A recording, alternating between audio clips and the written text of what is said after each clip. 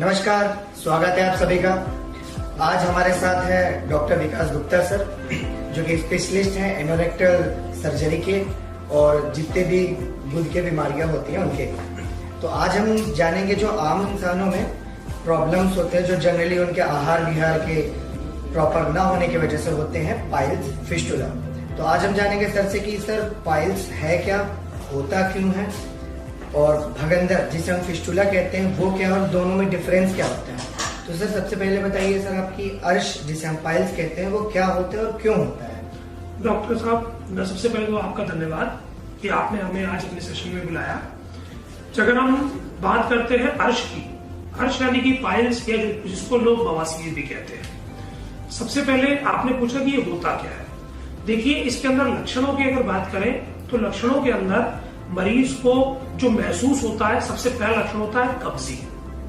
कब्ज होने के साथ में बवासीर भी होती है और कब्जी होने से बवासीर पैदा होती है, दोनों ही आपस में जुड़े हुए हैं। पेशेंट को अनायास गैस बनना, पेट का फूल जाना, भोजन का ना पचना, शरीर का कमजोर होना, ये कुछ कॉमन लक्षण हैं। इनके साथ में गुदा मार्ग पे जो देखने में लक्षण होते हैं वह होते हैं, अगर वो शुरुआती दौर का मस्सा है तो कभी कभार खून आ जाएगा। अगर आप बाहर का कोई भोजन खा ले, मिर्ची ज्यादा ले ले, मसाला ज्यादा ले ले तो आ जाता है।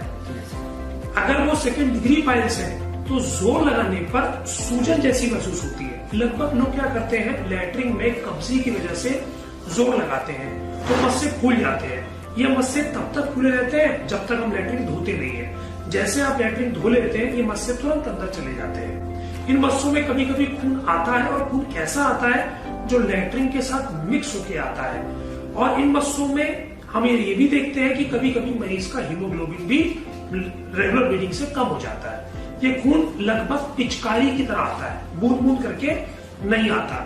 अगर हम थर्ड डिग्री पाइल्स की बात करें तो मरीजों के अंदर ऐसे मस्से जो लैट्रिन करते वक्त बाहर तो आ जाते हैं, परंतु उंगली से अंदर करने पड़ते हैं। इन मस्सों में रिसाव आना, खून आना, लैट्रिन का फंस जाना और रुकावट होने की वजह से गुदा मार्ग पे दर्द पैदा होना। कभी कभी ये दर्द इंसान के पोते तक और रीढ़ की हड्डी तक भी जाता है। अगर हम बात करें कि फोर्थ डिग्री पाइल्स कौन से होते हैं, जो पूरी लैट्रिन के रास्ते को बंद कर देते हैं। अब ना तो लैट्रिन निकल पाती है, ना ही हवा पास हो पाती है। ऐसे मरीज को बैठते, उठते, चलते वक्त ये मस्से चुभते हैं क्योंकि अंदर नहीं जाते हैं। इनमें निरंतर बर्म दर्द रहता है, ये सड़ना शुरू कर देते हैं। ये मस्सों के कॉमन प्रकार है। इसी प्रकार मरीज को खुजली होना, मरीज को जलन होना, ये भी बवासीर के अंदर मरीजों को देखा जाता है।